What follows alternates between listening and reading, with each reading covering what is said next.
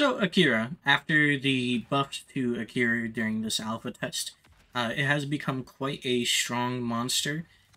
Definitely dishes out a bunch of damage now, and not to mention its module changes means that getting hit in your critical weak points is not so much of an issue anymore, which makes it really good at brawling.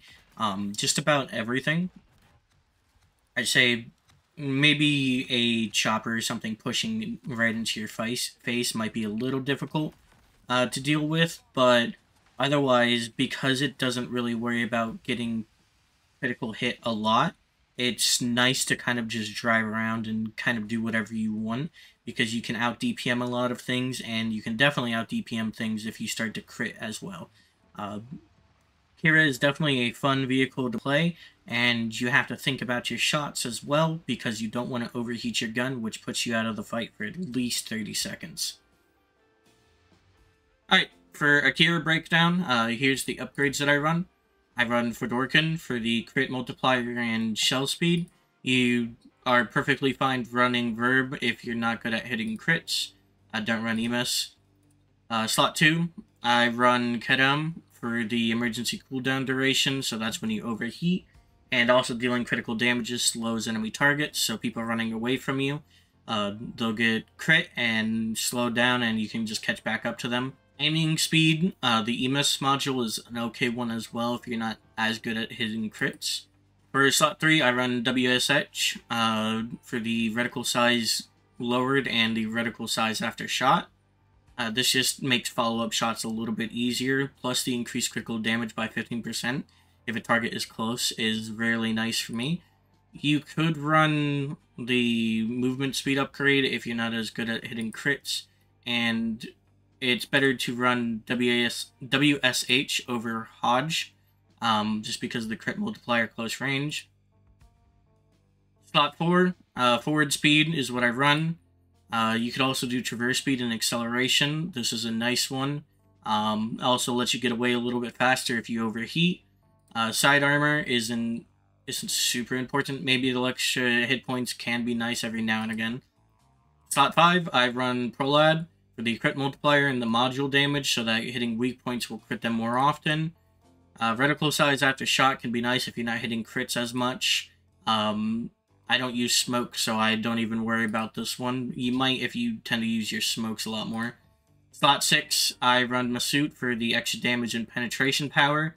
Type 44 is perfectly fine to run if you're not worrying about hitting crits. Same with Kash. Remember, the reload time on Akira is 1.5 seconds.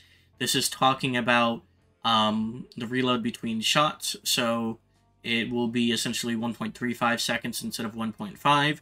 The gun cooldown on hitting crits is nice as well, but I'd rather have that on the slot 7, which I run the Kadam. The critical hit enemy vehicles reduces the gun heat per shot by 25%, and it has the 15% shell magazine loading time. I'm not sure why they might have mixed it up, or maybe it's bugged right now and this reload time won't actually do anything. But I prefer the shell magazine loading time of 15%, the cooling delay. So the cooling delay essentially is how fast the orange bar goes down after you shoot, and then you start cooling. For slot 8, slot 8, I run Paw for the 30 damage and 25 module damage. This means hitting weak points again, more likely to crit. Turret Traverse can be fine. Same with the forward speed and incoming crit damage, but you get crits so rarely in Akira now after the changes that's not really worth worrying about the incoming crit damage. I feel like just the extra damage itself is just more useful. Upgrade slot 9, I run the cooling delay. Emergency cooldown is a good one as well. Reticle size and aiming speed can be nice. It's just not preferred for me when these two options are pretty good. 10, two competitive options, the V and the M. There's also R21, which increases reverse speed and sprint and acceleration, but it's not super useful for me compared to these other two. The active effect is nice, the gun cooldown improving by 30% when you're sprinting, so you'll cool down a lot faster when you're sprinting. The autocannon upgrade, kind of just not worth it. Emeralds, so this means you get a lot more shots before you overheat. You are going to be less accurate, but all the time I'm brawling in Akira, so I'm going to be close range and in people's faces. So this isn't too much of an issue for me. Plus the emergency overheat provides 25% bonus to energy. This can be useful for people who maybe have smoke and gun on cooldown and smoke's about to come up. It lets you pop smoke right away. There's also velos with the 66% cooling intensity, so this makes it so that you cool down really quickly. The heat per shot means that you only get about 3 to 4 shots if you're just going full ham before you overheat, but the crit multiplier and the extra crit damage when you're at a third heat or more can be very nice, especially if you hit a lot of crits and can manage your heat very well. I'd say when you're about max heat, both of these take about the same time to cool down to get to the next shot. It's just this one can cool down just a little bit faster and punch a little bit harder. It's not super like useful in like conquest or domination where you're trying to get as many shots out as possible. But if you do find yourself running, matches and you're getting a lot of search and destroy, I tend to swap to this if I get a lot of search and destroys in a row. Alright, for perks, I run Run and Gun.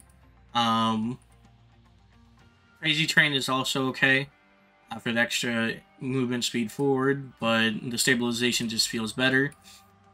For perk 2, honestly, all of them are good. Gun accuracy just means that it's less likely to hit things on the outside of the circle. Improved gun stabilization means that it'll bloom less when traversing the turret. And this is my gun, improves gun handling and aiming time by 10%, so this is while you're moving and stuff, and it decreases the reload time.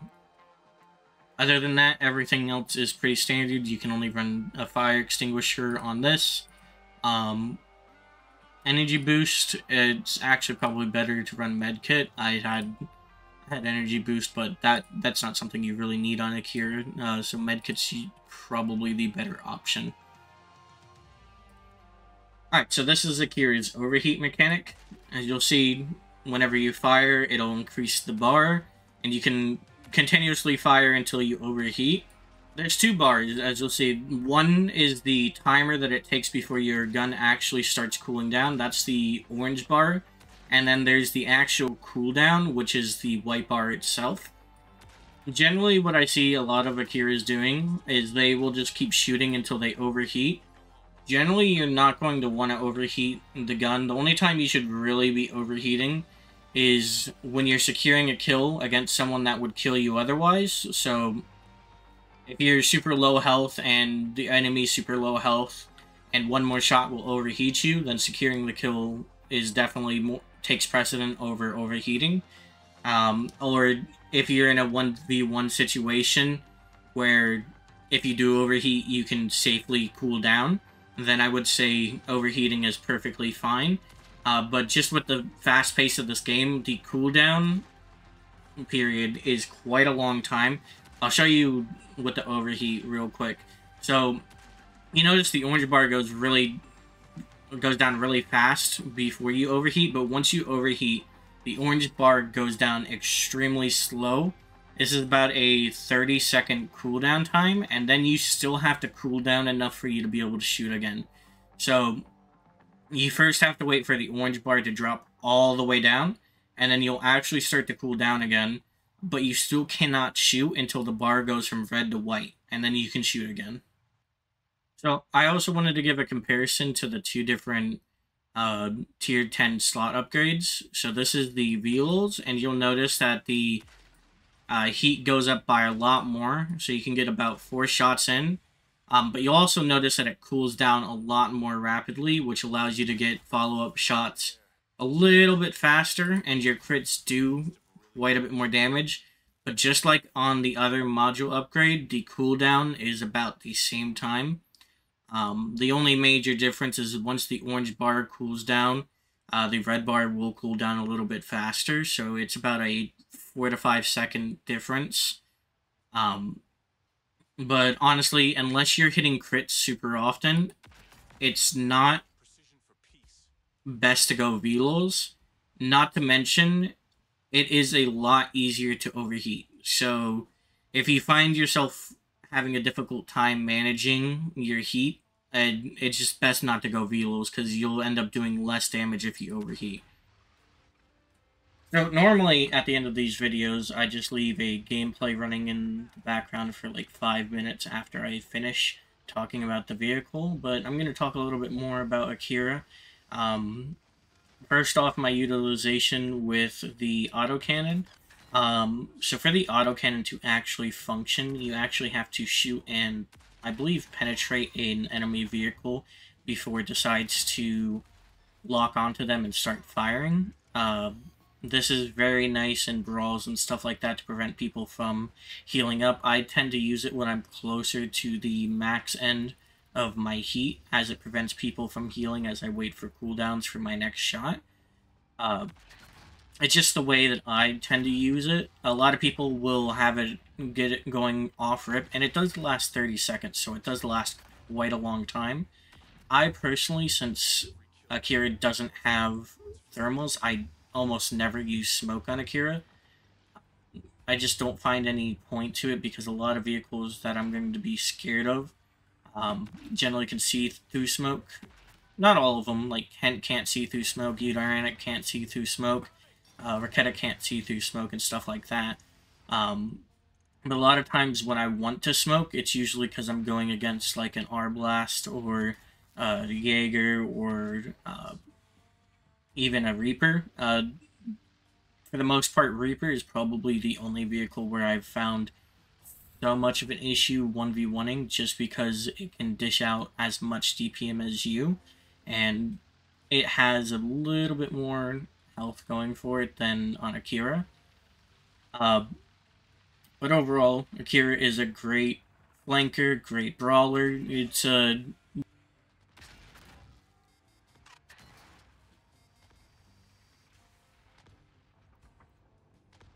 the only thing it really doesn't have going for it is a bunch of armor, but the armor isn't super, like, needed if you're not getting critical hit as much.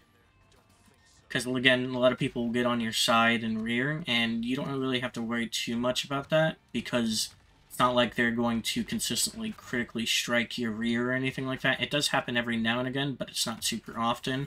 Sometimes you'll get caught out, and Akira can do great into multiple opponents, but when people are just hammering away at you, you will, eventually fall. Just like any of the other attackers, it's great at getting around people's sides on their rear in order to hit their their weak points, which is great. It's one thing that I absolutely love about this vehicle. It's just fantastic for getting on the side of people. And if they don't pay attention or don't try to fight you, you can just kind of farm them for free. You'll find that happen a lot. Even if, bots or no bots in a game, you can easily farm the side of people because you can deal out damage quite rapidly. The only other vehicle, which just comes to a lot of who shoots first, that you can struggle with is, another Akira, since you can't actually critically strike Akiras. And because of that, I generally run the longer, I generally run the more shots upgrade slot on slot 10. Otherwise, though, it's a great vehicle, has good mobility. I'd say the traverse speed isn't that fast. It's definitely decent, though. When you do overheat, though, that's where you kind of just gotta run and hope no one's chasing you. There is a very telltale sign to enemies when you overheat, because when you overheat, the end of your gun starts blowing out steam, or smoke, or whatever you would want to call it. And generally, if you're facing an Akira, that's the moment that you want to go into, as you'll tend to see them overheat quite a lot. So when you see that steam blowing out of the end of the barrel, just kind of rush an Akira. They can't really do anything against you. Even if they pop the autocannon, because the autocannon only functions once you shoot a target, they cannot fight back at all in any shape or form other than running away and hope that you don't catch them. But yeah, have a good one.